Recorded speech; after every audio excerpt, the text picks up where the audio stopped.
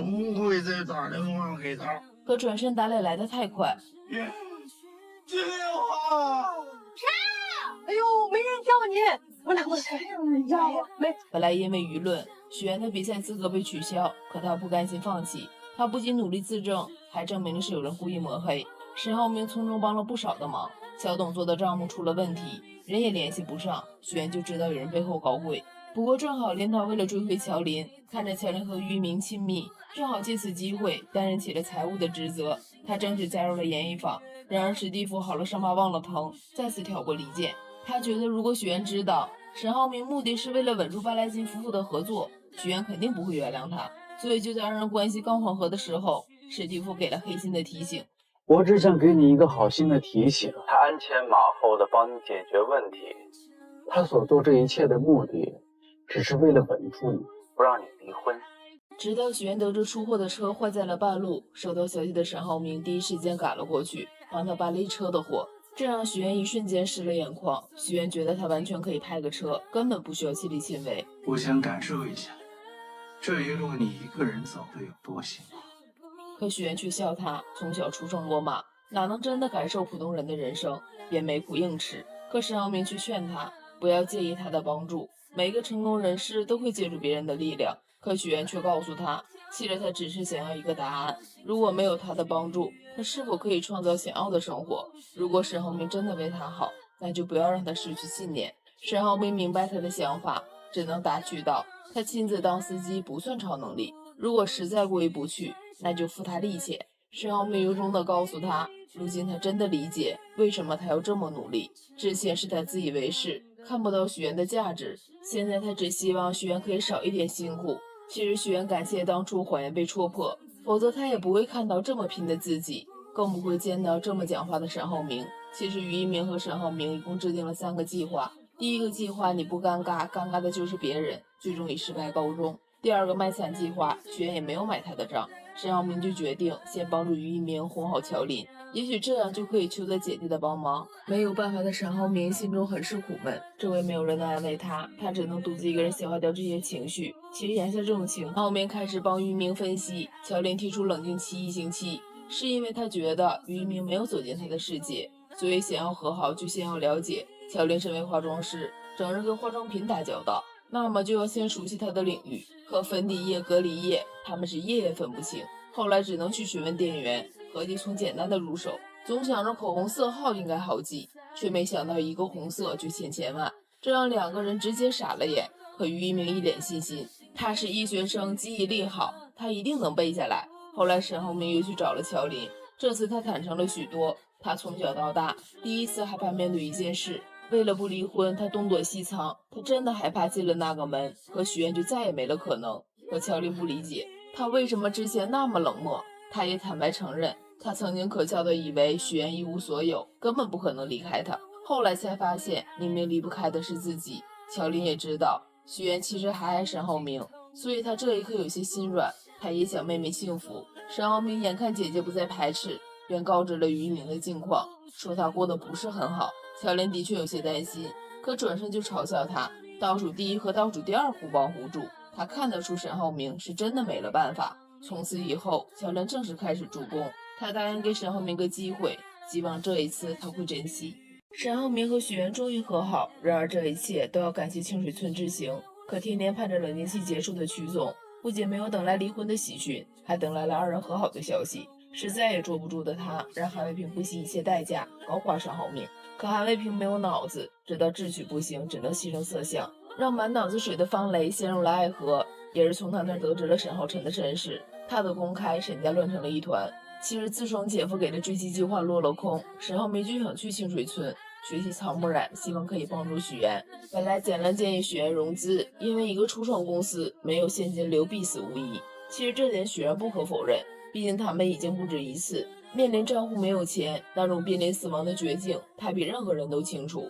简良自信满满，可一旁的沈浩明却波澜不惊，因为简良说的全是优点，缺点是一句没提。资本家不是慈善家，投了钱想要看见的可不只是同等的回报，甚至几十几百倍都不止，而且势必要签对赌协议。简良却反驳，他说他会把许愿的意愿放在第一位。可沈浩明却笑了，拿什么担保？就算他同意，公司也不会同意，他姐也不会同意，所以他建议许愿搞预售，收取预售金，这样就可以保证资金不会短缺。当你对金钱有了自主权，才会对做的事情有决策权。而且互联网有一个精髓，先标准化再个性化，当有了设计版权再谈融资，才有了保护自己的能力。蒋亮虽然不服气，但是他也不可否认沈浩明说的在理，可许愿一直对沈浩明都是公事公办的态度，这让沈浩明心中很是苦闷。周围没有人能安慰他，他只能独自一个人消化掉这些情绪。其实眼下既然短期无法取得原谅，他总想着能多帮一点总是好的，所以才去了清水村，希望学习草木染可以给许愿带来一些灵感。也是这时候，清水村的村长邀请许愿去参观，之前一直太忙，以至于许愿早就忘在了脑后。如今已经进入正轨，他想着就当放个假，顺便找找灵感。也是这时候，清水村的村长邀请许愿去参观，之前一直太忙，以至于许愿早就忘在了脑后。如今已经进入正轨，他想着就当放个假，顺便找找灵感。看着那些田园风景，让他感到无比的放松。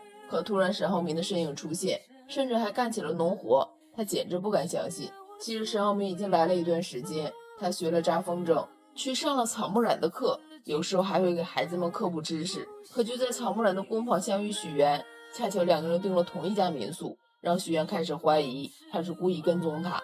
就连学习草木染时，沈浩明过敏的涕泗横流，他都觉得是他的手段而已。沈浩明知道如何解释，许愿都不会相信。看着许愿不高兴，他真的百口莫辩，声称如果有需要他可以离开。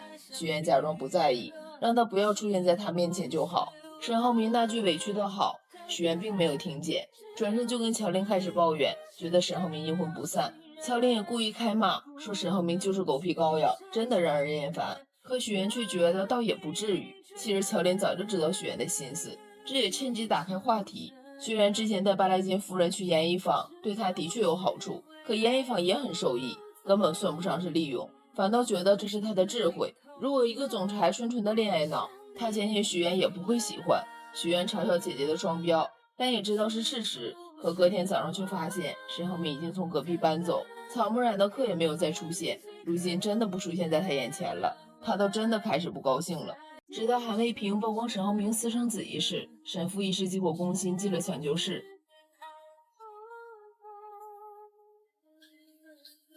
整个金达集团因为此事市值蒸发了近20亿，董事会提出对沈氏父子的罢免，由徐总担任董事长一职。得知真相的沈浩辰绝食，沈父3番2次的抢救，沈家彻底乱成了一团。7日从清水村回来后，和好的2人谁都没有再提离婚的事情，而沈浩明这边有了喜讯，沈浩明终于要进董事会，好几个董事想要吃饭，可恰巧助理女友闹脾气，由于女友过生日，非让他赶快回家，这给了韩卫平可乘之机。他假意安慰他，让他处理家事。晚上他给沈浩明当司机，助理那是好一阵感谢，却不知道看似的好心，实则是黑心。韩卫平把沈浩明送回家后，看着喝醉的沈浩明，他没有离开，他去了沈浩明的书房。由于史蒂夫告诉他，沈浩明曾经在伦敦给孩子做了亲子鉴定，所以只要找到报告就可以告发沈浩明。可电脑里面一无所获，最后在保险箱里找到了报告，本来密码他根本猜不到，什么生日、手机尾号通通不对。就在万宁聚会的时候，是他结婚纪念日，打开的那一刻，韩卫平还嘲笑他真是个大情种。得到徐总的指使，第2天沈浩辰是沈浩明儿子的新闻就已经铺天盖地。于兰不明白为什么这么多年这件事突然被暴露出来，而且还在沈浩明加入董事会的节点。他担心董事会会断臂求生。得知消息的沈浩明最先担心的就是沈浩辰，他让司机接浩辰回家，可不知道学校早已经炸了锅。什么哥哥变父亲，20岁就生了孩子，父亲其实是爷爷。沈浩辰被嘲笑家里的关系太乱套，每一句话都像一把刀子扎在他的身上。就在回家的路上，逃跑的沈浩辰被韩卫平带走，故意给他看网上的视频。他告诉沈，他知道他妈妈是谁，可以带他去找他。就是这一句，让沈浩辰义无反顾地跟他走。许愿看见新闻的时候，第一时间就找了沈浩明。这时候沈浩明也收到了图片，照片是沈浩辰的书包。沈浩明脸色一沉，直接报了警。他在照片中发现建筑垃圾中有着永祥的字样，这让他想到多年前的烂尾楼，告诉警方，他们就赶了过去，顺利找到了沈浩辰，也发现了韩卫平。面对记者的包围，许愿严厉警告大家，不许再打扰他的家人，如果再纠缠伤害未成年，他一定会提起诉讼，绝不留任何的情面。而且她虽然不是沈浩成的亲生母亲，但是此刻她就是他的母亲，她绝不允许有人伤害她的孩子，这让沈浩明很是感动。这一刻他才觉得不顾一切的追回许愿是他这辈子做的最对的选择。直到许愿赢得服装大赛冠军后，因庆祝喝多了酒，和沈浩明在婚房有了一晚的温存，两个人的感情本有了突飞的进展，却遭到史蒂夫的挑拨，这让两个人的感情再次回到了原点。本来于兰意外发现两个人经常一同出现在婚房，就已经让他抑制不住的开心。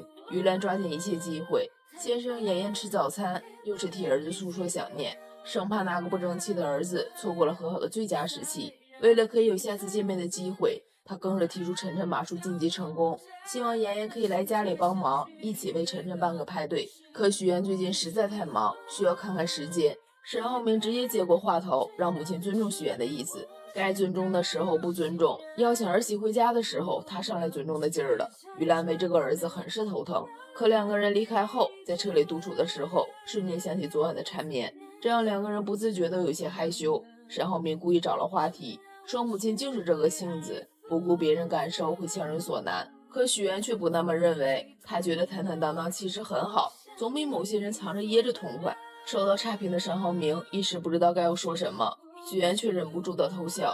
也是这时候，许愿得知巴莱金夫妇的到来，由于巴莱金夫人对他的喜欢，想约他一起吃个饭。本来还难舍难分的二人，隔天吃饭的时候却变了脸。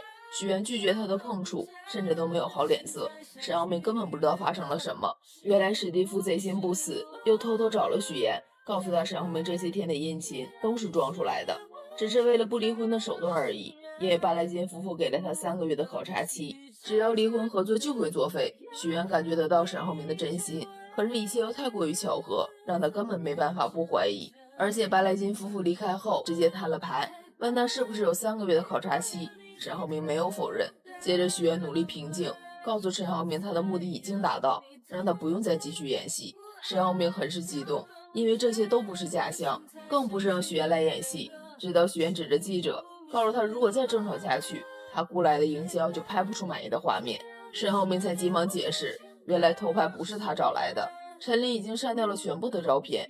之所以沈浩明没有及时拆穿，就是想看看这个人的目的。许愿不知道在说什么，只告诉他小心史蒂夫，因为史蒂夫已经不止一次找他，让沈浩明查清底细，这也算是还了他人情。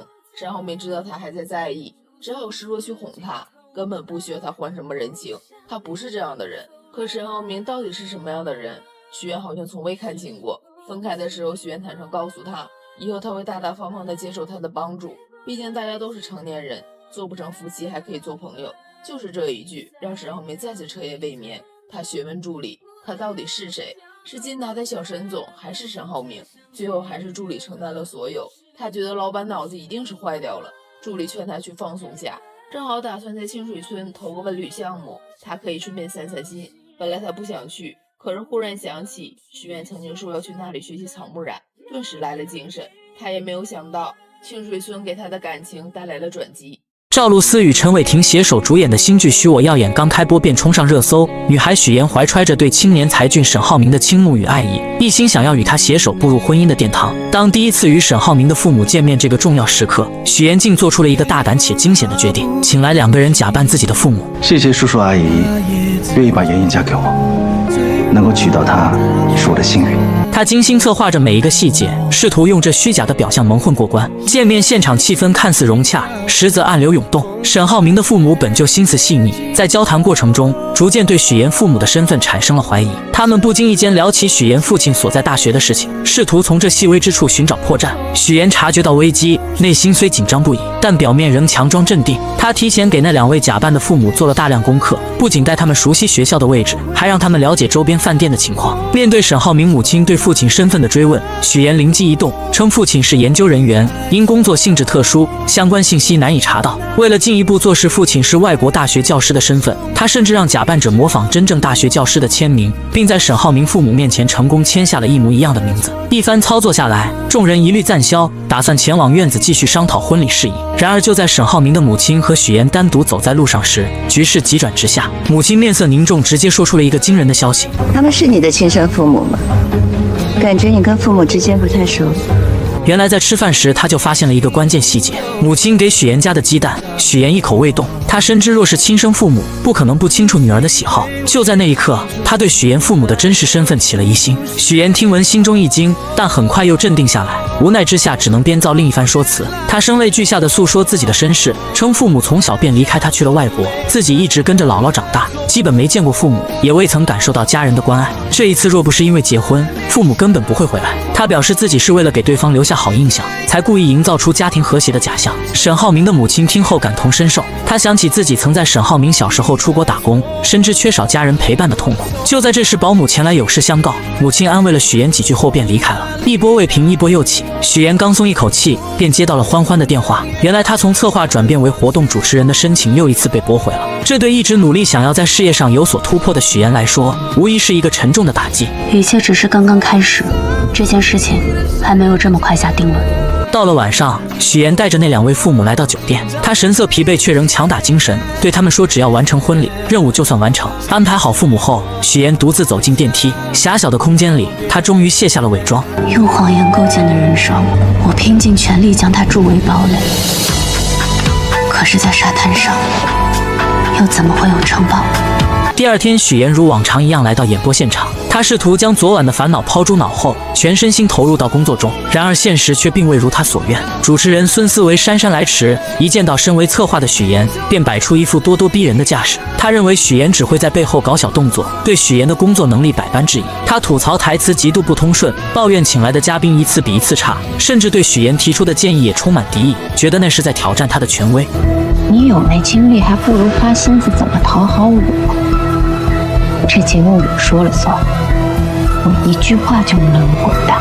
许妍站在一旁，默默忍受着这一切。她心中委屈，却又无处诉说。在这个充满竞争与压力的职场环境中，她努力想要证明自己，却总是遭遇各种阻碍。而感情方面，她用谎言编织的爱情之网，也不知何时会突然破裂。赵露思新剧刚一开播，便让人知道了什么才是职场的霸凌。许妍这位怀揣着梦想与热情的职场人，在公司的舞台上奋力拼搏。他答应来了。三木老师很有兴趣，说要看一下整个时间的。那就是没有谈好了。然只因他未能请到公司心心念念想要邀请的人物，公司便立刻翻脸不认人，以他的节目收视率持续走低为借口，毫不留情地发出威胁，若是下次收视率继续下滑，便准备将他辞退。这突如其来的打击狠狠地砸在许妍的心上。许妍虽满心疲惫与委屈回到家中，但她并未选择沉沦，于是她强打起精神，准备继续投入到工作中。就在这时，男友沈浩明的出现，如同一束光照进了她略显灰暗的世界。沈浩明竟直接拿出了公司想要邀请的三木老师的联系方式，这无疑是一个巨大的惊喜。你怎么会知道我的工作安排？因为在你那边有我的信任。然而许妍敏锐地意识到情况有些不对劲，她立刻试图转移话题，问起男友对昨天自己父母的印象如何。可沈浩明却显得有些漫不经心，他觉得这与自己无关，在他心中，爱的人只有眼前的许妍。在这美好的夜晚，二人深情拥吻，仿佛外界的一切纷扰都与他们无关。但他们之间的故事还得从半年前说起。那时身为策划的许妍，为了能邀请更多的人参与自己的节目，可谓是绞尽脑汁，而沈浩明便是他目标名单中的一员。为了能见到心心念念的沈浩明，许妍付出了多日的不懈努力，终于她以想要成为学徒的身份，获得了与沈浩明见面的机会。初次见面，许妍便被安排了一个任务，修剪面前的龙舌兰。这对于许妍来说，既是一个挑战，也是一个展现自己的机会。她不仅将龙舌兰的各种专业知识娓娓道来，还自信满满地说出自己修剪的方向是让龙舌兰按照自己的意愿生长。这一番独特的言论瞬间引起了沈浩明的注意。沈浩明不知不觉来到了许妍面前，静静聆听她的谈论。许妍越说越投入，眼神中闪烁着对职务和工作的热爱。她的每一句话都仿佛带着魔力，让沈浩明对这个女孩产生了浓厚的兴趣。这时沈浩明话锋一转，提到了许妍的工作。明天来上班吧。如果你来我这儿，那你的工作怎么办，许小姐？原来他早已暗中调查了许妍的身份，得知许妍为了接近自己，竟学习了如此多的知识。刚刚的一番话更是让他刮目相看。不过沈浩明依旧态度坚决，不想接受任何形式的访问。就在他准备转身离开时，许妍拿出了自己精心准备的礼物——著名的植物学家伊丁老师亲自制作的剪刀。这把剪刀不仅是一件珍贵的工具，更是许妍诚意的象征。沈浩明这才发现，眼前这个女孩真的做足了功课。或许是被许妍的真诚所打动，沈浩明也拿出了一份礼物回赠。许妍满心期待地打开，发现竟是一瓶桂花蜂蜜。本以为这只是个意外的许岩，却从沈浩明的口中听到了关于自己的事情。原来沈浩明关注到了他发在网上的文章，文章中许岩表达了对外婆做的桂花酱的喜爱，于是沈浩明便送上了这瓶桂花蜂蜜。这份细心与体贴让许岩心中涌起一股暖流。第二天，许岩像往常一样来到公司，然而职场的风云变幻从未停歇。刚一坐下，同事便不怀好意地凑了过来，又一次问起了有关沈浩明的事情。许岩此刻还没有任何新的消息，只能无奈地应付着。同事的追问让他有些喘不过气来。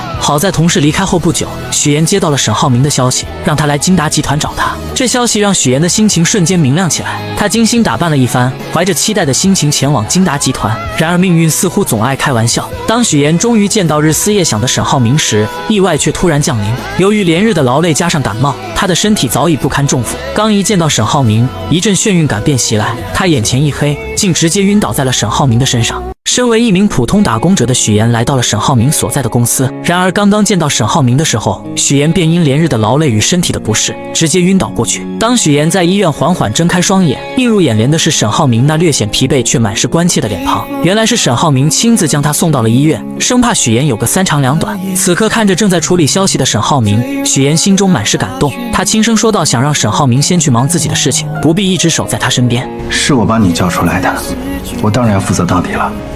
等你退烧了，我还要接受你的采访。随后沈浩明更是贴心地为许岩拿来了水，小心翼翼地将水递到他嘴边。注意到许岩手上的伤口，他也找来创口贴为他贴上。在这温馨的氛围中，二人的关系悄然发生了变化，如同春日里的花朵，逐渐绽放出恋人的芬芳。然而幸福的时光总是短暂的，在职场中遭受过霸凌的许岩，怎么也没想到自己竟会又一次陷入被欺负的境地，而这次施压的竟是男友沈浩明的母亲于阿姨。这一天，许岩出于礼貌来到于阿姨家中拜访，他小心翼翼地为于阿姨倒茶，还贴心地给他的朋友们让座。可于阿姨和他的朋友们却并未领情，不仅没有一句感谢，反而是一顿冷嘲热讽。我们家布丁啊，就是个傻狗，除了长得好看，啥也不是。许岩强忍着心中的委屈，默默承受着这一切。这时佣人前来更换水果和水壶，许岩见状便主动上前帮忙。二人一同来到后厨，佣人看着许岩，忍不住说道：“许岩和其他人不太一样。”许岩微微一愣，佣人接着又说：“头发这么毛躁，和其他人顺滑的头发差远了。”许岩心中一阵酸涩，却只是勉强笑了笑。就在这时，于阿姨突然来到后厨，许岩本以为她会留自己下来吃晚饭，没想到于阿姨却冷冷地说：“去会所把晚上需要的菜拿回来。”说完便又约许岩周六上午二人见面好好聊聊。许岩这才意识到自己与这个家庭之间有着一道难以跨越的鸿沟。回到公司上班的许岩来到主任的办公室，将下一期的策划书交给了他。本想着尽快离开的他，却被主任拦了下来。昨天还嚷嚷着要开除许岩的主任，此刻却换了一副面孔。他一脸诚恳地说自己对他期望很高，让他先做节目策划是为了镀金，为以后当主持人做准备。许岩心中燃起了一丝希望，可主任接下来的话却如同一盆冷水，浇灭了他刚刚燃起的火焰。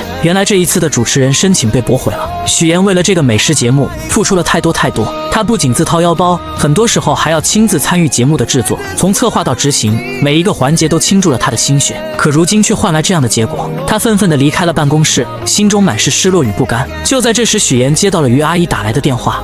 吃饭的地点跟时间我都发你手机上。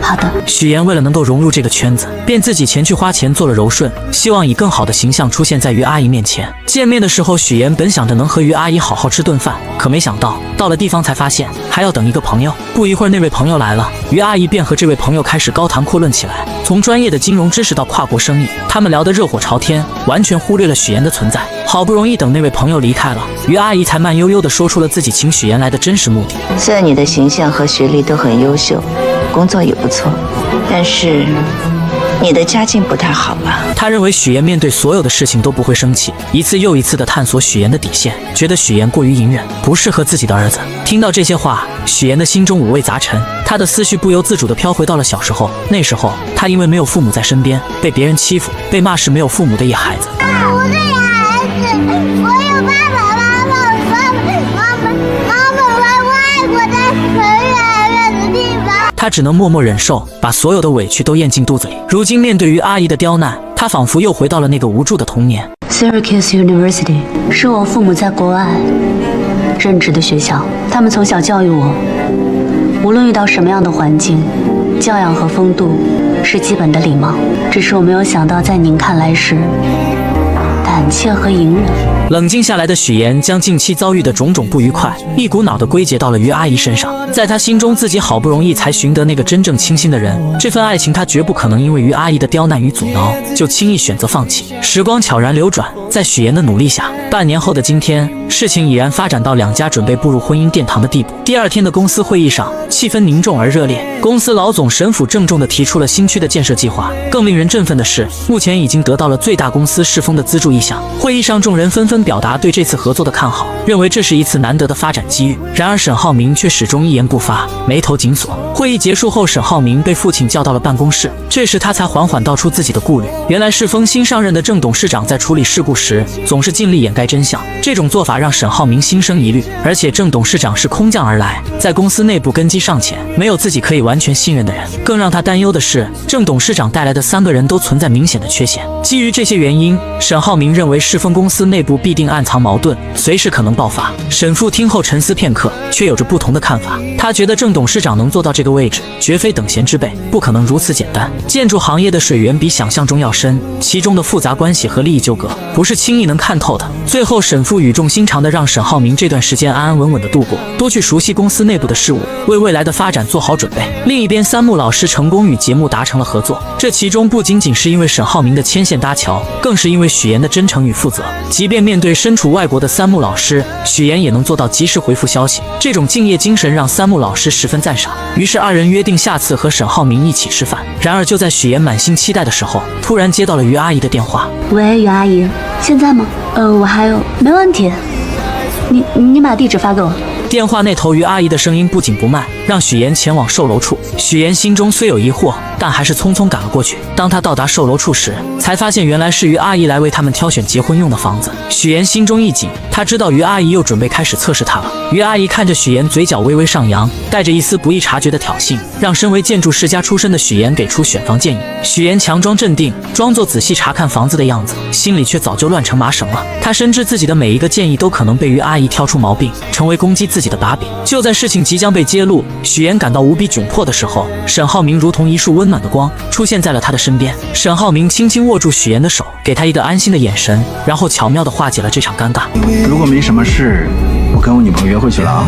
随后二人来到沈浩明的职务室内，这里绿意盎然，沈浩明亲自为许妍做套口。在温馨的氛围中，他向许妍说起自己喜欢龙舌兰的原因。在他眼中，龙舌兰有着顽强的生命力，它积蓄力量，一生只爆发一次，这种美好让他深深着迷。说着，沈浩明拿出了自己精心准备的手表送给许妍。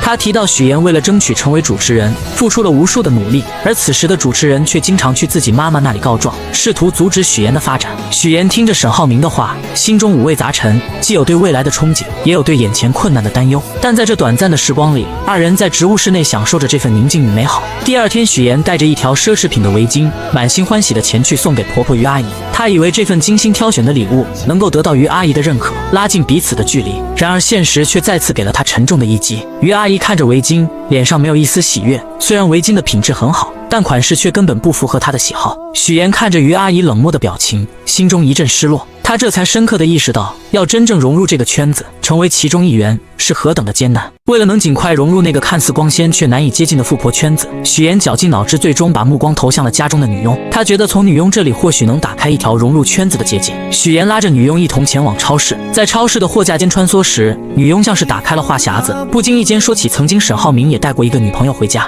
可那个女孩在于阿姨的小圈子里并不讨喜，各种表现都没能入于阿姨的眼，最终被于阿姨毫不留情地否决了。许妍听着瞬间明白过来，于阿姨他们根本就没有真正接受自己，之前的种种不过是表面的敷衍。但她没有气馁，反而暗暗下定决心要主动出击，想尽办法融入这个圈子。第二天，许妍精心打扮后，和于阿姨等人来到了网球场。其实她对网球一窍不通，但为了能融入这个圈子，她还是硬着头皮来了。看着于阿姨他们在球场上挥洒自如，许妍只能在旁边干着急。不过她很会察言观色，在于阿姨他们休息的时候，主动跑过去帮他们捡起散落在地上的网球。这时于阿姨看着许妍，开口说起许妍家中的事情，语气中带着一丝审视。都是知识分子，在国外很多年了，父亲在雪城大学当教授，但似乎也认可许岩家庭条件符合自己的要求。于阿姨的朋友在一旁观察着许岩捡球的举动，眼中闪过一丝赞赏，觉得许岩是个有修养的人，各方面都很符合他们的眼光。然而就在气氛逐渐融洽的时候，一群朋友前来寒暄，各种奉承的话不绝于耳，大家沉浸在这虚假的热闹中，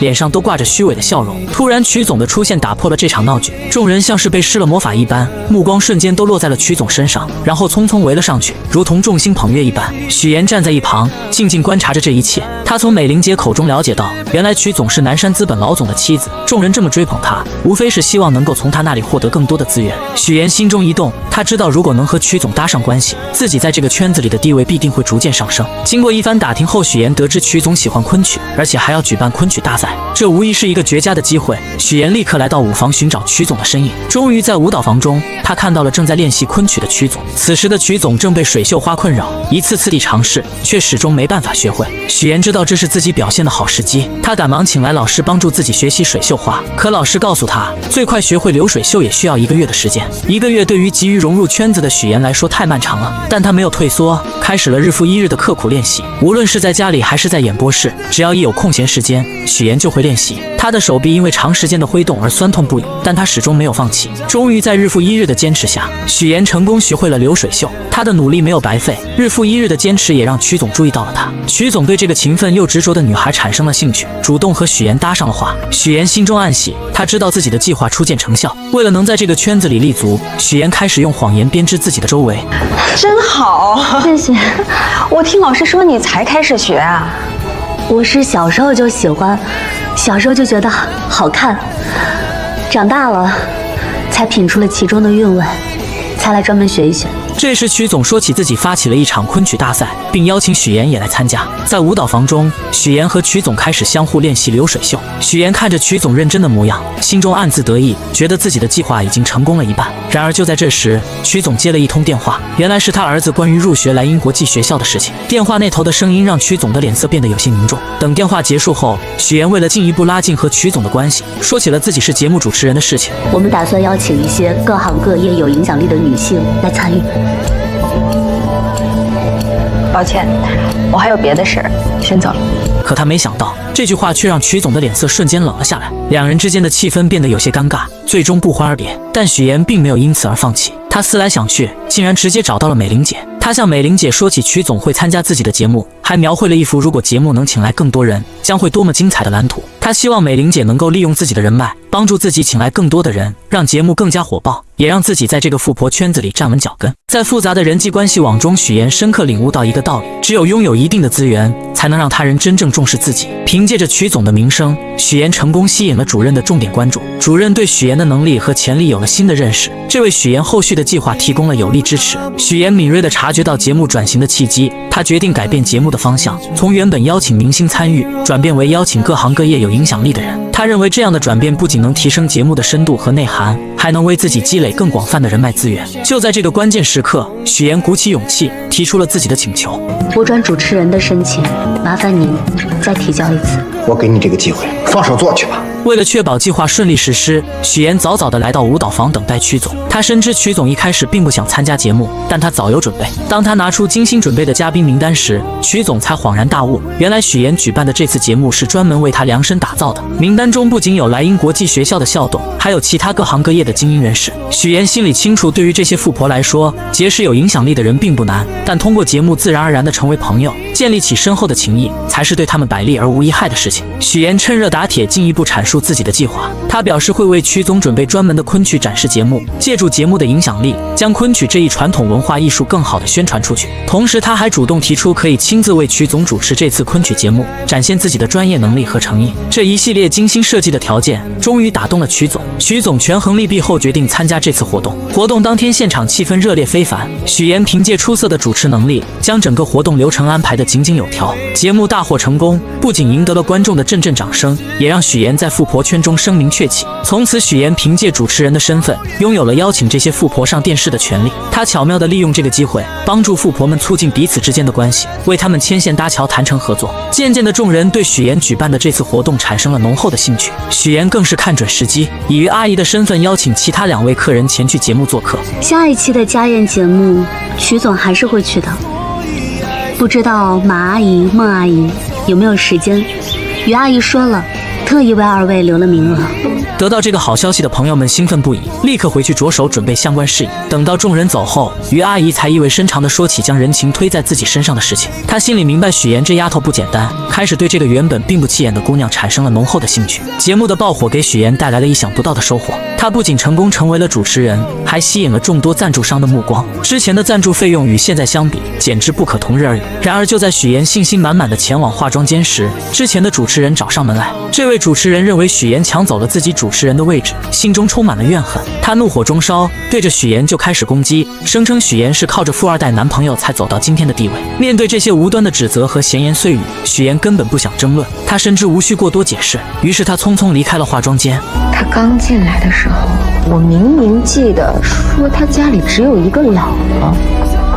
什么时候父母在国外了，还成高知家庭了？回到演播室后，许妍迅速处理好所有的事情，她调整好自己的状态，准备回家好好休息一下。然而当她路过电视时，意外地看见电视上正在播放新闻主持人的画面。从小就被新闻主持人吸引的她，在这一刻仿佛回到了童年，心中涌起一股熟悉而又温暖的感觉。她呆呆地站在电视前，眼神中透露出对新闻主持行业的向往和憧憬。直到男友前来打断她的思绪，准备带她回家，她才缓缓回过神来。第二天，在家中的众人一起看着电视中播出的新闻，原本大家都沉浸在新闻内容中，突然电视中的一个人引起了许妍的注意。你是山西人是吗？推动城市建设，提升道路狭窄，对，基础设施。那个大云县你去过没有？不仅拓宽了街道，还设置了无障碍通道，并在整个商区的建筑外。我姥姥就是大云县云来村的。对了，叔叔，您去出差没有多玩2天？没有，我就是过去捡了个彩，来去匆匆嘛。许妍正沉浸在电视节目中，眼神漫不经心地扫过屏幕，突然一个熟悉的身影映入眼帘，父亲出现在了电视画面里。那一刻，紧张感瞬间从他内心深处传来，心脏不受控制的剧烈跳动。他心里清楚自己一直隐藏的秘密，极有可能在这一刻被无情揭穿。与此同时，在遥远的山西，许妍的真父母正经营着一家小小的理发店。此时，父亲正一边熟练地为顾客烫着头发，一边和顾客闲聊，他脸上带着几分感慨，说起家中的情况。小女儿不在身边，平日里连个消息都很少，还是大女儿贴心，一直留在自己身边陪着。而且大女儿也快结婚了，女婿在银行工作，有着一份体面的职业。然而他们不知道的是，此时他们口中的大女儿乔琳正在经历一场噩梦。乔琳遭受了别人的咸猪手，在愤怒和反抗之下，一番激烈的闹腾后，她和对方一同进了局子，直到男友匆匆赶来，才将乔琳从局子里接了出来。男友的父母得知此事后，顿时火冒三丈，他们觉得儿媳给自己丢了脸，在亲戚朋友面前抬不起头来。儿子见状，赶紧拿出了这次准备婚礼的各项费用清单，还说明份子钱会上交给父亲。可当话题转到酒桌安排时，母亲却不乐意了，她认为只摆20桌实在太少，根本不够气派。但儿子无奈地解释，银行有规定，员工不能参加20桌以上的宴席。母亲听后立刻将矛头指向了乔琳，阴阳怪气地说她败坏了自家的名声，很可能会影响儿子的工作。在这巨大的压力之下，乔琳感到无比委屈和绝望。我算好了，还剩下17866，应该够咱们俩度蜜月的了。你自己度去吧。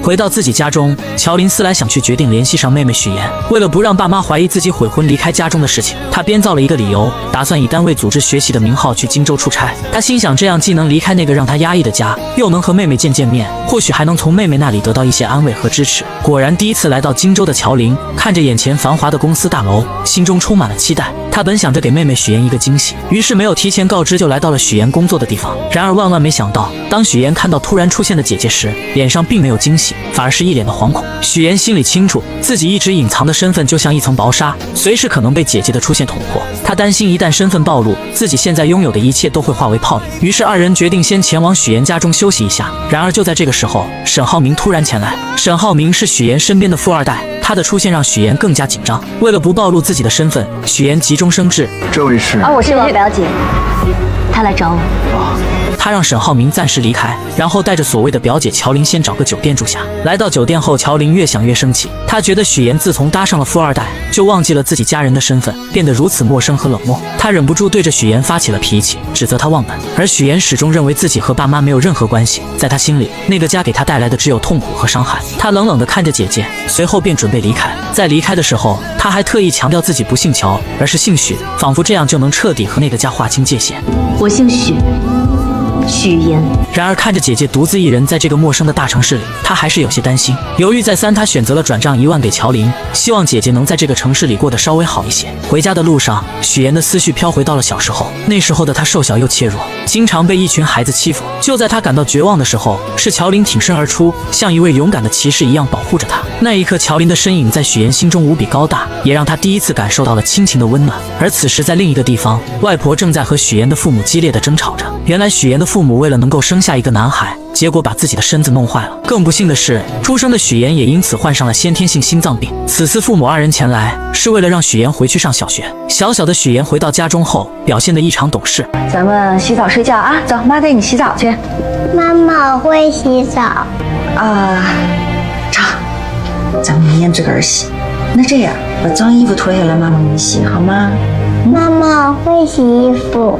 母亲如往常一样出门买菜，然而在离开的时候，她竟忘记关上煤气。这个小小的疏忽即将引发一场巨大的灾难。家中的2个女儿乔琳和许言还沉浸在自己的世界里，丝毫没有察觉到危险正悄然逼近。煤气的味道在空气中无声无息地弥漫开来。等到父亲回到家中，刚一打开门，一股刺鼻的气味便扑面而来。他瞬间意识到不对劲，他来不及多想，迅速冲进厨房关上煤气，然后手忙脚乱地打开窗户。此时他看到了昏迷在沙发上的大女儿乔琳，没有丝毫犹豫，他一把抱起乔琳就往屋外跑去。而就在他慌乱地安置好乔琳，也就在这个时候，母亲买菜回来了。母亲这才如梦初醒，惊恐地意识到房间里还有一个小女儿许言。然而区别对待的阴影并未就此消散。在医院里，父母的所有注意力都集中在乔琳身上，他们围在乔琳的病床前，眼神中满是担忧和关切，轻声细语地询问着她的状况，仿佛乔琳是他们的全部。而许言就躺在旁边的病床上，无人问津。他的生日，这个对于很多人来说重要的日子，父母也能轻易忘记。许言静静地看着这一切，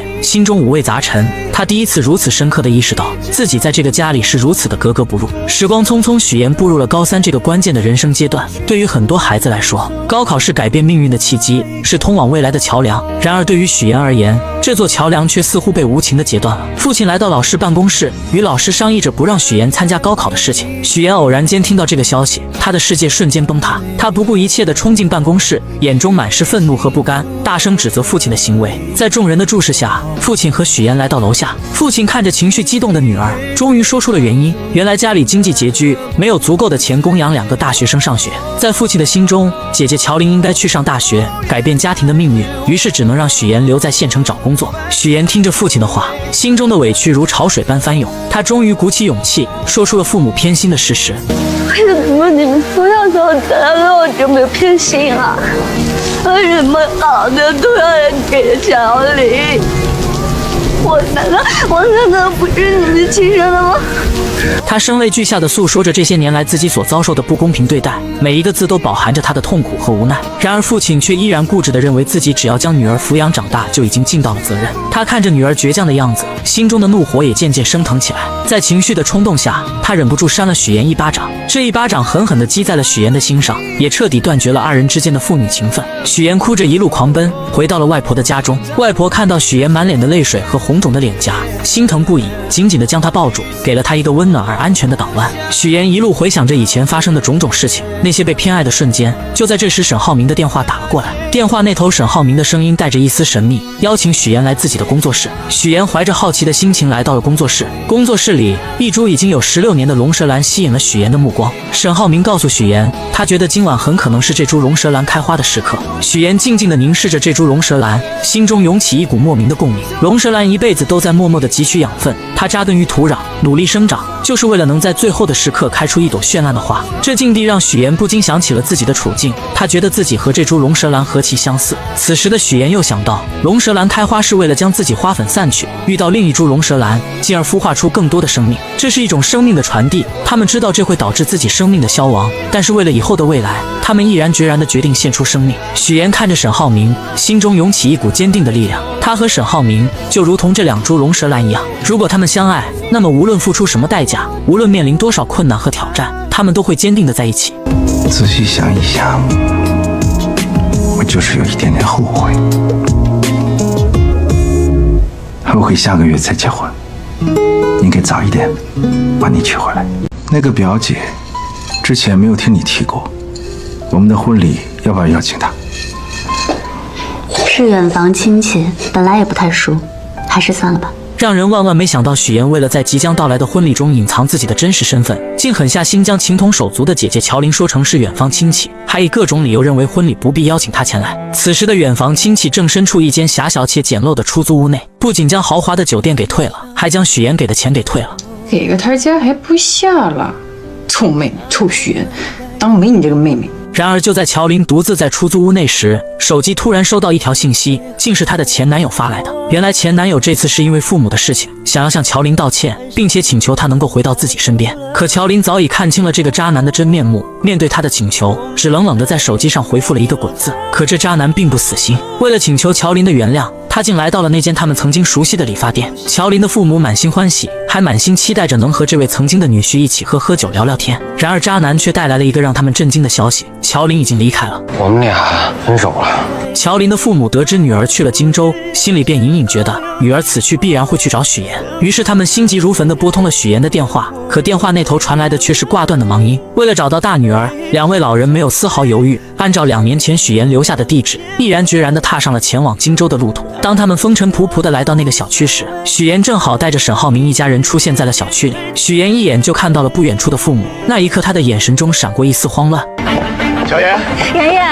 而就在这时，真正的两家人就这样毫无预兆地见面了。许妍精心编织的所有谎言，在这一瞬间如同泡沫一般被无情地戳破。沈浩明一家人得知了事情的真相后，脸上满是愤怒与失望。他们认为许妍是为了骗婚才做出这一系列的事情，于是纷纷开始责怪许妍的所作所为，指责声如同潮水一般向许妍涌来，让她有些招架不住。就在许妍感到绝望的时候，于阿姨轻轻地将她唤醒。原来刚刚所发生的一切都不过是许妍自己想象出来的场景罢了。就在这时，沈浩明突然说道：下午3点3叔的飞机就要到了。众人无奈之下，只能暂时放弃做客，选择去接机。在送别沈浩明一家人后，许妍的爸妈也发现了他，随后他们也来到了这个充满故事的地方。于是真假父母在此刻戏剧性的相见了。假父母看到情况不妙，连忙解释自己是婚庆公司的人，然后便匆匆离开了此处。真父母看着即将结婚的许妍，内心开始慌张起来。他们不明白女儿为什么要隐瞒这么多事情，而此时的许妍却冷冷地说出自己不打算邀请父母前来参加自己的婚礼。这句话如同利刃一般刺痛了父母的心。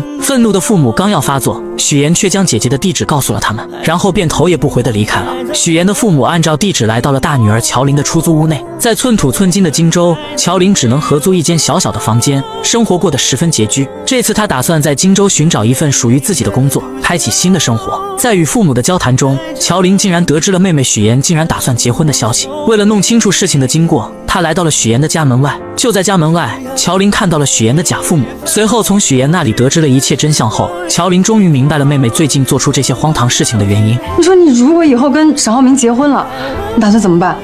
继续骗他一辈子。原来许妍一直渴望嫁入沈家，为了达到这个目的，她不惜编织一个又一个谎言，甚至伤害到了身边最亲近的人。然而许妍却觉得以后的事情可以以后再慢慢解决。在她看来，为了能够嫁入沈家，自己只能做出这些看似过分的事情。此时的许妍眼中闪烁着一种坚定的光芒，她终于说出了自己内心深处的想法。当她第一次看见沈浩明的时候，仿佛自己的世界才真正出现了光明。沈浩明是她见过唯一一个对她负责的人，在她心中，沈浩明就是那个能带她走出困境走向幸福的人。为了这份所谓的幸福，她愿意付出一切代价。这场由谎言引发的婚礼风波究竟会如何收场，一切都还是未知数，如同那迷雾中的道路，让人看不清前方的方向。你这胆子也太大了吧？那万一沈家人知道怎么办？你怎么收场呀？你不说就不会有人知道。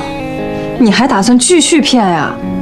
你说你这么聪明，你干嘛干这么愚蠢的事儿呢？当姐姐乔琳终于找上门来，将所有的事情都了解清楚后，她才惊觉妹妹在这个节骨眼上似乎真的邂逅了所谓的真爱。然而乔琳的内心依旧充满了忧虑，在她看来，谎言终究有被拆穿的那一天，到那时一切美好的幻想都可能化为泡影。可此时的许妍却陷入了自己的执念之中，她觉得自己的事业正处于上升期，而这份来之不易的爱情更是她生命中的救赎，是她无论如何都要紧紧抓住的。在她心中，事业和爱情缺一不可，她坚信自己有能力将这两者都牢牢掌控在手中。告别姐姐后，许妍独自坐在家中，品尝着姥姥亲手做的桂花蜜。就在这时，手机铃声突然响起，是沈浩明打来的电话。原来沈浩明在查看婚礼名单时，发现自家那边来参加婚礼的家人数量众多，而许妍这边却只有她的爸妈和2位同事。许妍见状，只好无奈地解释，称家中亲戚平时不常走动，彼此关系比较疏远，所以不想邀请他们前来参加婚礼。就在这时，沈浩明不经意间提到了姥姥，他眼中闪烁着温柔的光芒，诚诚恳地说自己想陪着许岩一同回去探望姥姥。许岩心中一紧，他深知如果沈浩明一同前往，自己的谎言将会彻底暴露。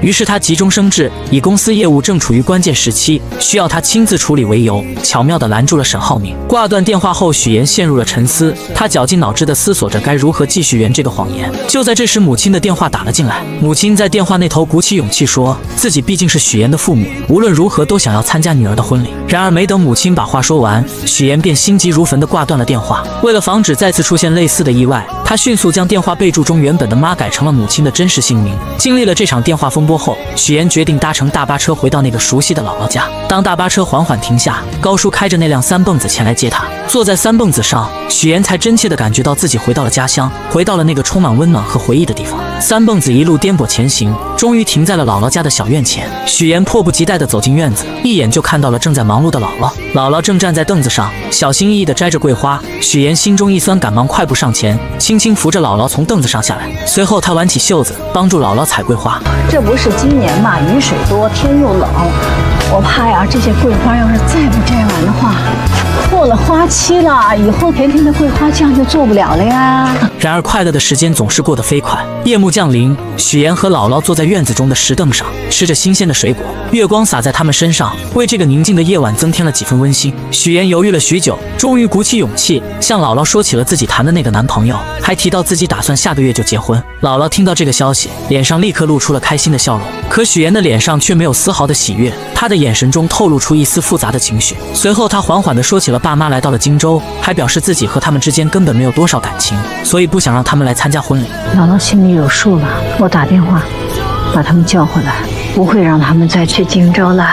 姥姥看着自己一手带大的许岩，她原本打算把许岩的婚礼办得漂漂亮亮的，让所有人都看到她的幸福。然而许岩却委婉地说起路途太远了，不希望姥姥太折腾。可听到许岩这样说，她知道许岩有自己的难处，于是姥姥便说起自己不想去了，并让她以后带来结婚照片就行。那一夜对于许岩和姥姥来说都是一场揪心的夜晚。当许岩将剩下的水果放进冰箱时，意外地看到了冰箱中满满的都是姥姥亲手做的桂花蜜。那一瓶瓶桂花蜜仿佛是姥姥对她无声的爱。许岩再也忍不住了，泪水夺眶而出，顺着脸颊滑落。对姥姥的感情在这一刻终于彻底爆发，那些被他压抑在心底的思念和愧疚，如同决堤的洪水一般汹涌而出。我一定会接你到荆州去的，我一定会让你过上好日子。许岩自幼便在姥姥的悉心照料下长大，内心中对姥姥的情感也格外深厚。当他独自坐上返回荆州的大巴车，而他的思绪却不由自主地飘回到了那些与姥姥共度的珍贵时光。小时候每一次生日回到姥姥家，姥姥早早的就为他准备了香甜的生日蛋糕，让年幼的许岩满心欢喜。也就是在那个时候，姥姥语重心长地对许岩说，一定要努力学习，将来考上好大学，离开这个偏远的地方，去见识更广阔的世界。姥姥的话语也成功照亮了许岩前行的道路。许岩没有辜负姥姥的期望，他凭借着自己的努力和坚持，成功考入了荆州传播大学新闻传播学院。当他收到录取通知书的那一刻，激动与喜悦涌上心头，他第一时间就想到了姥姥，想要与她分享这份来之不易的喜悦。为了让许岩能够在大学里过上美好的校园生活，姥姥毫不犹豫地拿出了自己的银行卡交给许岩。那一张小小的银行卡承载着姥姥无尽的爱与关怀。也就是从那一刻起，许岩暗暗下定决心，将来一定要让姥姥过上幸福美好的生活。在大学期间，许岩不仅在学业上刻苦钻研，还利用课余时间做各种兼职。他穿上厚重的玩偶服，穿梭在餐厅的各个角落，还凭借着自己的学识当起了家教老师。而他省吃俭用，将剩下的钱寄回去给姥姥，只为报答姥姥曾经的养育之恩。回到荆州后，许岩的生活又迎来了新的变化。刚与他见面的沈浩明满心欢喜地送给他一颗20克拉的大钻戒。此时的许岩心中五味杂陈，他深知自己曾经为了某些目的撒下了谎言，如今必须要靠自己的力量去弥补那些过失，去报答那些自己对不起的人。第二天，沈浩明来到公司，意外地见到了一个老朋友方磊。陈总好，我叫方雷，接下来为您汇报178号地的风险评估报告。方磊身着干练的职业装出现在沈浩明面前，随后他开始有条不紊地给沈浩明介绍对于本次竞拍土地的看法。他的见解独到而深刻，让沈浩明不禁对他刮目相看。下班之后，沈浩明特意找上了方磊，他心中充满了好奇，便问起方磊为何一声不响地回国并来到自己的公司。方磊嘴角微微上扬，打趣地回绝了这个问题。接着他拿出了一张曾经大学时期沈浩明送给自己的衣服照片。你大二的时候在皮划艇大学生联赛上赢得了这件奖品，我说喜欢，你二话不说就送给我了，我超级开心。然而他们二人的举动却被一旁的许岩看得一清二楚。许岩发信息告诉沈浩明自己已经到楼下了。接到信息的沈浩明下意识地向方磊展示起手中的戒指，语气坚定地说自己准备结婚了，还表示有机会会介绍给他认识。说完他便匆匆告别了这位老同学。但很快许岩和方磊便迎来了再次见面的机会。许岩打听到方磊在学做菜，便也来到了厨房之中。他装作不经意的样子，说起二人似乎在金达集团见过。方磊微微一愣，随即露出了礼貌的微笑。你好，我是许岩。你好，我是方磊，我是沈浩明的未婚妻。此时的方磊也说起了他们家与沈家是世交，很久以前就已经认识了。许岩听后心中暗自警惕，他将方磊当成了潜在的对手，表面上却亲切地称方磊为妹妹。这看似友好的称呼，实则是在向方磊宣示着自己的主权。随后许岩看着方磊做好的沙拉，他便上前请求品尝一块。吃完后，他热情地邀请方磊去吃饭。在饭桌上，两人之间的火药味十足。方磊看着细心照顾自己的许岩，便说起在留学的时候沈浩明对自己的照顾。他还提到以后在公司可能还要麻烦沈浩明。那你把工作做好，就不会麻烦他了，对不对？眼看在言语上似乎占不到上风的方磊，便说起了许岩这么漂亮，和沈浩明即将要结婚，自己准备给二人当伴娘。在这场爱与较量的复杂乐章中，许岩、沈浩明和方磊三人之间的关系错综复杂，他们的故事有将会如何发展？在众人期待的目光中，许岩身着一袭洁白如雪、精致绝伦的婚纱，宛如从童话中走出的公主。她手捧着馥郁芬芳的鲜花，缓缓地朝着站在台前的爱人沈浩明走去。此刻，沈浩明身着笔挺的黑色西装，眼神中满是深情与期待。当许岩终于走到他身边，两人相视一笑，随后他们一同挽起手臂，迈着坚定而又和谐的步伐，一步一步走向那象征着永恒与幸福的婚姻殿堂。在众人的瞩目下，他们来到了台前，司仪面带微笑开始主持这场神圣的仪式。许岩和沈浩明在司仪的引导下，缓缓伸出双手，交换着那承载着彼此承诺与深情的婚戒。当两枚婚戒稳稳地戴在对方的手上时，仿佛时间都为之静止。紧接着，在这幸福洋溢的日子里，他们相互拥吻在一起。台下的众人被这温馨浪漫的一幕所感染，纷纷响起了热烈而持久的掌声，一同见证着这美好的瞬间，为他们的爱情送上最诚挚的祝福。然而，婚礼的热闹氛围还未完全消散，仪式结束后，众人便开始忙碌地招待剩下的宾客。就在这时，一个意想不到的人出现了，真正的外国大学老师许叔叔。许叔叔夫妻二人不经意间看到结婚照上的许岩，我怎么看着像佳佳的同学许岩？我是有点像啊，是他吧？许叔叔随后来到许岩面前，许岩看到他的那一刻，内心犹如翻江倒海一般慌张起来。他最担心的事情似乎要发生了，他害怕许叔叔的前来会无情地揭穿他父母的真实身份。毕竟这场婚礼上他所呈现的父母形象都是精心伪造的。于是他强装镇定，试探性地问起许叔叔本次回国的原因。当得知许叔叔要多留在国内几天时，他的心瞬间提到了嗓子眼，仿佛一场暴风雨即将来临。就在他们交谈的时候，沈浩明恰巧来到了这里。在众人的热情邀请和一番介绍之下，许叔叔成功被邀请前去一同参加宴会。此时的许岩内心之中变得极度不安起来，就连在给宾客们敬酒的时候，他的眼光还是不断偷偷看向一旁的许叔叔，生怕他会突然说出什么不该说的话。然而怕什么来什么，就在这个时候，许叔叔竟然和贾父母之间碰面，并开始交谈起来。许先生，您在国外是从事建筑研究？哦，建筑行业，那您跟我的亲家是同行啊？是吗？这是双重缘分，双重缘分。许岩看到这一幕，只觉得脑袋嗡的一声，他感觉事情开始走向了一个极其危险的方向，自己精心编织的谎言即将被无情的戳穿。也就在这个时候，沈浩明看出了许岩似乎有心事一般，眼神中满是关切，他轻声让许岩前去照顾爸妈。许岩听到这话，急忙出现，巧妙地缓解了即将要露出马脚的谎言。随后为了彻底消除这个隐患，许岩灵机一动，提议让众人一起合一张照片。随后他示意贾母动手，自己则假装要去叫沈浩明匆匆离开。随着贾母故意推倒贾父的胳膊，红酒瞬间洒在了许叔叔的身上。许叔叔微微一愣，随即笑着说出自住在楼上，自己去换套衣服就行了。这场危机也终于暂时被缓解了。许岩长舒了一口气，但心中的不安却并未完全消散。另一边，沈浩明带着方磊向一众朋友们介绍，说这是他的妹妹，法律系毕业，如今还单身。方磊本就气质出众，再加上这番介绍，很快便吸引了很多人的注意，很多人纷纷主动加上他的微信。等到忙完一切的沈浩明回到房间中准备休息的时候，手机突然震动了一下，是一条方磊的信息。无边泳池见。你说喝醉的人是不是很容易淹死啊？随后沈浩明看着睡着的许岩，心中经过一番挣扎后，决定前去面见方磊。他本想着让醉酒的方磊尽快上岸，然而方磊却自顾自地说自己想要在这里醒酒，眼神中带着一丝倔强与落寞。就在沈浩明准备无奈离开的时候，你真的不姐那样淹死吗？不要轻易说淹死这个词，对谁都不好。然而他们不知道的是，他们之间见面的事情已经被许岩尽收眼底。这场婚礼所带来的风波似乎还远远没有结束。沈浩明，我爱你。我已经结婚了，请你自重。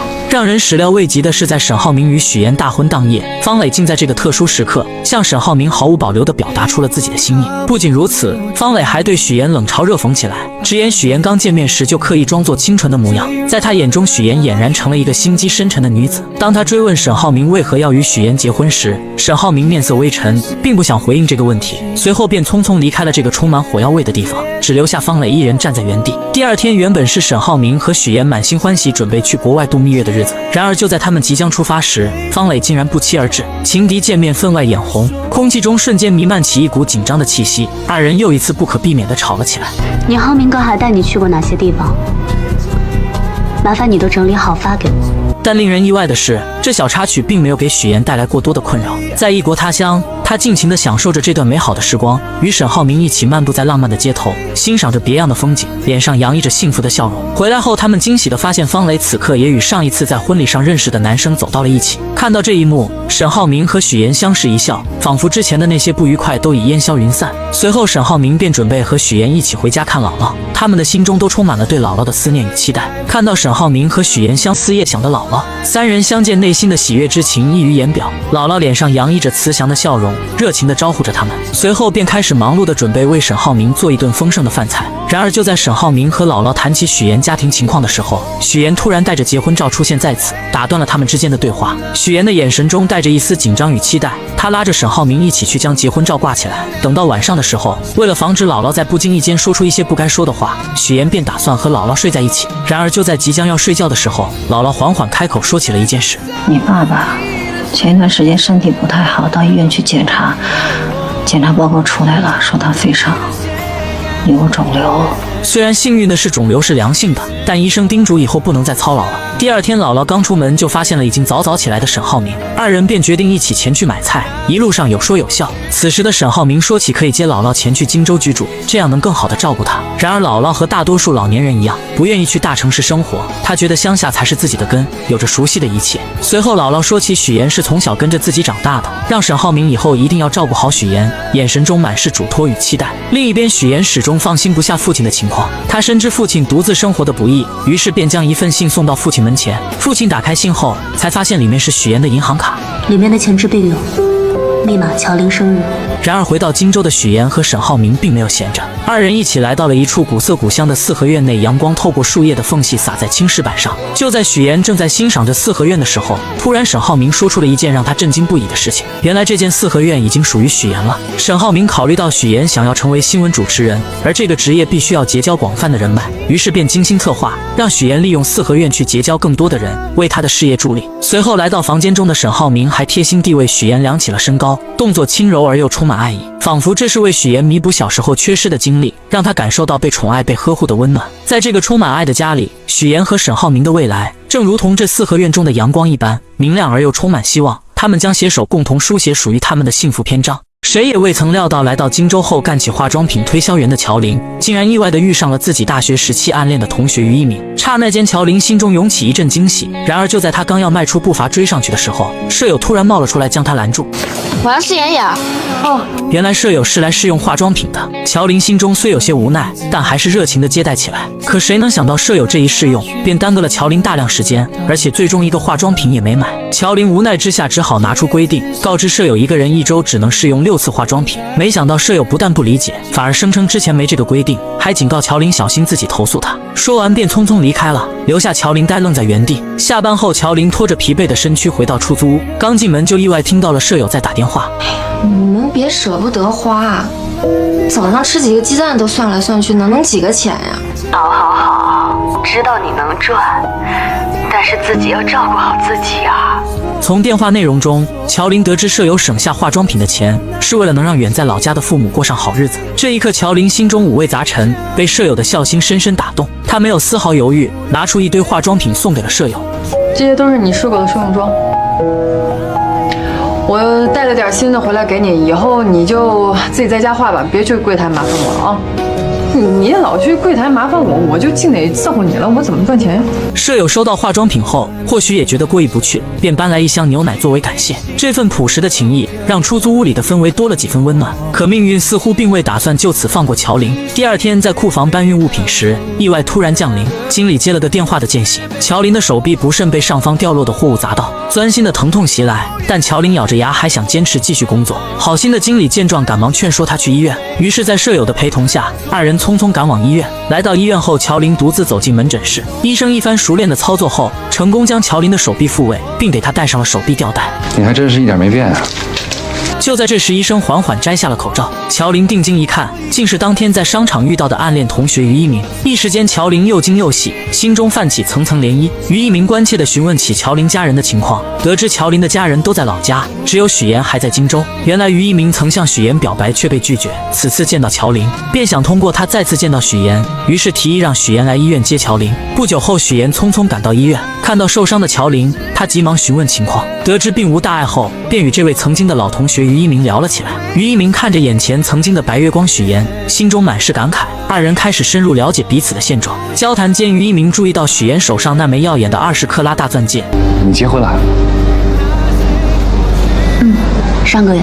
瞬间明白二人之间已再无可能，心中不禁涌起一丝失落。随后他默默返回了自己的科室。然而此时的乔林却已被于一鸣深深吸引，目光始终追随着他的背影。随后许岩带着乔林回到那间狭小且简陋的出租屋，看着屋内仅有一个卫生间，家具也不齐全的环境，并且他看出乔林铁了心要留在荆州打拼，便决定帮他改善居住条件，同时也为了减少自己日后的麻烦。当天晚上，搬家人员便上门准备将乔林的东西搬到对面的房子里。乔林本想拒绝，他觉得这样太麻烦许岩了。许岩见状便提起小时候乔林对自己的帮助，这份情谊许岩从未忘记。就在乔林依旧有些犹豫时，许岩说出了一个让他无法抗拒的理由。我忘记告诉你，新家公寓邻居是于一鸣，不要搬了，几位大哥。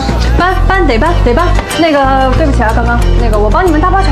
乔林啊。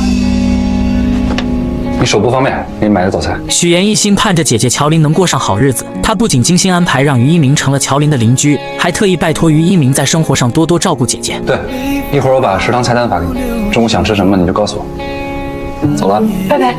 此刻的乔林拿着手机专注地翻看着菜单，脑海里满是对未来生活的美好憧憬，却不知一场风波正悄然酝酿。另一边，许岩的前男友林涛正在家中遭受父母的严厉训斥。原来林涛父母得知乔林的父母购置了一处门市房，便不假思索地认定那是用了他们给儿子的彩礼钱。老两口气愤不已，责令儿子立刻去把彩礼钱追回来。林涛无奈之下只得发消息给乔林，却惊愕地发现自己的微信和电话都被拉黑了。走投无路的他只好前往荆州，去找已成为家宴主持人的许岩。当林涛赶到许岩之处，却被安保人员以没有证件为由拦了下来。他心急如焚，却又无可奈何，只能眼巴巴地望着里面，心中满是焦急与愤怒。而此时的许岩正和于一鸣在公司外面的餐厅见面。然而二人见面，一方面是为了感谢于一鸣对乔林的照顾，另一方面于一鸣也希望能劝说许岩和乔林缓解关系，让他们成为真正的姐妹。然而许岩心中有着自己难以言说的过往，那些经历如同伤疤，不愿轻易被人揭开。他打断了于一鸣的话，表示保持现状就足够了。就在这时，林涛竟意外找了上来。他看到许岩和于一鸣在一起，顿时怒火中烧，认定是许岩在背后捣鬼，才导致自己和乔林分手。许岩见状，急忙起身准备出去和林涛好好解释，可林涛情绪激动，一把将他推倒在地。恰在此时，许岩突然瞥见之前刁难自己的同事出现在餐厅外面，他深知自己目前的身份不宜暴露，情急之下便对林涛说可以带他去见乔林。林涛信以为真，二人匆匆离开了餐厅。等那位同事来到餐厅时，于一鸣并未提及刚才发生的事情，表示刚刚二人只是撞在一起，没什么事情。随后许岩带着林涛来到一个相对安静的地方，将事情的来龙去脉一五一十地说给林涛听。可林涛却固执地认为分手是别人的错，始终不肯面对现实。许岩见状，严肃地告诉他，二人已经分手，没有任何关系了，不允许他再去干涉乔林的生活。为了彻底解决此事，许岩还提出自己可以把彩礼钱全还给他。然而林涛却依旧不依不饶，眼看没办法从许岩这里得到满意的结果，竟准备去许岩的公司耍无赖。哎，这准是彩礼的事儿吗？我要的是人。我不知道。不说是吧？那我就天天来，我上你们单位去要人，上你婆家去要人。你不是嫁得挺好吗？我让他们了解一下，你到底在外边干了些什么见不得人的事儿。许岩看着眼前这个如此不讲道理的人，心中满是厌恶，压根不想再与他纠缠。随便你。直接转身离开了。第二天，许岩来到乔玲家中，把昨天发生的事情一五一十地告诉了姐姐。为了平息这场矛盾，也为了防止自己身份暴露引发更多麻烦，许岩决定还给他们家彩礼钱。他心想，只要把钱还了，或许一切就能恢复平静。乔玲听后心中虽有些复杂，但也明白许岩的苦心，便同意了他的决定。解决完事情后，许岩便匆匆离开了。他不想再因为这件事而节外生枝，但他们不知道的是，这场风波并未就此平息。沈浩明得知此事后，立刻吩咐下属去处理这件事情。果然，第二天林涛不仅接到了爹妈的电话，甚至银行的行长也通知他回去。原来沈浩明的下属找到了相关方面，施加了压力。你跟我说实话，你跟周航什么关系？没关系啊，没关系，他会单独问你的情况。等到这场闹剧终于暂时画上了句号，许岩经过这一番折腾，心中感慨万千。他看着身边一直默默支持自己的沈浩明，心中满是温暖与安心。经历了这么多风风雨雨，他越发珍惜和沈浩明在一起的时光，二人也继续过上了他们甜蜜而美好的生活。别吞吞吐吐，说。黄总说你是太子爷。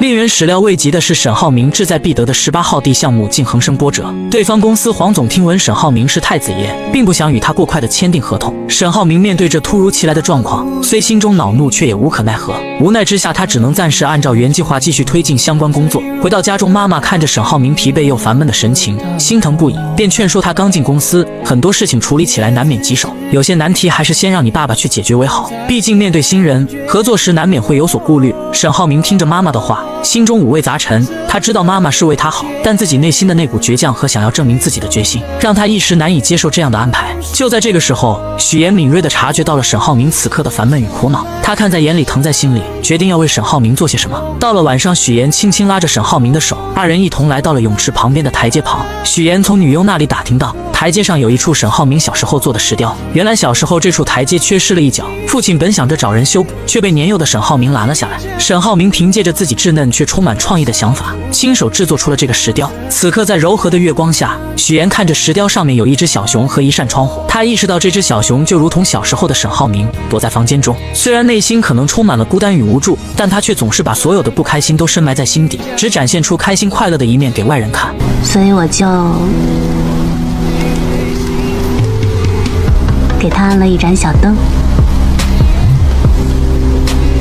希望可以驱赶走那些不开心的阴霾，不再这么孤单。也就在这个时候，许岩希望沈浩明能明白，真正的伴侣不仅能看到他的光芒，更能与他一同分担生活中的风雨。终于，浩明被许岩的真诚和温暖所打动，那道一直紧闭的内心防线渐渐有了松动的迹象。他轻轻将许岩拥入怀中，二人在这静谧的夜晚紧紧相依。为了帮助沈浩明解决18号地项目的难题，许岩开始四处奔走，积极打听对方公司黄总的消息。经过一番不懈的努力和多方打听，他终于得知黄总为人十分古怪。原来黄总的老婆曾经身患重病，黄总不顾一切地放下所有的工作和生活，全心全意地陪着老婆四处看病。然而尽管他付出了所有的努力，倾尽了所有的心血，最终还是没能保住老婆的生命。这件事对黄总的打击极大，将他原本平静的生活彻底打乱。此后他的许多行为都变得十分奇怪。如今他在世上唯一的亲人，就只剩下在养老院的岳母于淑芬。于是一个计划在许岩的脑海中逐渐成型。第二天，许岩以捐款的名义精心准备后，成功来到了养老院。在与工作人员一番客套的交流后，他便怀着忐忑又期待的心情，准备前去见于淑芬。当他终于见到于淑芬时，却发现老人已经患上了阿尔茨海默症，且处于中晚期，状态十分不好。老人的眼神迷茫而空洞，不仅拿着扫把到处击打，嘴里还念念有词，又用手里的泥巴捏成素丸子。也就在这个时候，许岩想起了姥姥做的素丸子，那熟悉的味道和温暖的场景，如同电影般在他的脑海中不断回放。晚上回到家，许岩便和姥姥开始打视频电话，让姥姥指导自己做丸子。第二天，许岩再次去拜访于淑芬，他先是从包里拿出精心准备的美味桂花蛋糕，随后许岩想起之前了解到的信息，说起他和自己的姥姥都是支援边疆建设的第一批援疆人，他们有着相似的经历和回忆。果然，这一番话语让于淑芬暂时稳定了下来。然而就在许岩准备喂他吃蛋糕的时候，老人突然又一次失去了记忆，他眼神变得迷茫而警惕，认为许岩是小偷，不仅将蛋糕弄在许岩的身上，还紧张地拿出自己的泥巴丸子开始查看。眼看自己的泥巴丸子没缺少后，许岩便拿出自己亲手制作的素丸子，当于淑芬看到这熟悉的素丸子时，眼神中闪过一丝惊喜和熟悉，她的病情似乎在这一刻缓解了很多。在许妍温柔的安慰下，于淑芬开始吃起了蛋糕。许妍知道自己的这个计划或许能为解决18号地项目的难题带来一丝转机，而她与沈浩明之间的感情也在这共同的经历中变得更加深厚和坚定。许妍始终怀着满满的耐心与爱心，一次又一次地来到养老院陪伴于淑芬。她知道，对于患有阿尔茨海默症的老人而言，陪伴与关怀是治疗病情的良药。许妍日复一日来到养老院，陪于淑芬坐在电视机前，和她一起看着那些充满生活气息的电视节目。锻炼时间到了，许妍会和于淑芬一起做操。到了吃药的时间，许妍更是格外用心，想方设法看着老人把药吃下去。终于在许妍日复一日的悉心照料下，奇迹终于出现了。于淑芬的病情有了明显的好转，她那原本混沌的眼神中渐渐有了清晰的光彩，甚至还能清晰地认出这个一直陪伴在她身边的女孩。您刚才叫我什么？真君许妍。您记得我名字了？哦，我一直记着你的名字呀。于淑芬病情的好转，自然也引起了黄总的注意。黄总平时工作繁忙，很少有时间来看望岳母，但每次来都能看到许妍在这里无微不至地照顾着老人。他看着许妍耐心地为岳母做出的这些事情，心中涌起一股深深的感动。他意识到这个女孩是多么的伟大，于是黄总开始多方打听许妍的身份。经过一番努力，他终于得知，原来这个一直默默照顾自己岳母的女孩，竟然是沈浩明的妻子。随后，黄总约上了沈浩明。这段时间，你爱人许妍经常去照顾我岳母，我岳母的病情也得到了缓解，状态也比之前好了许多。难道你不知道？他没有跟我说过。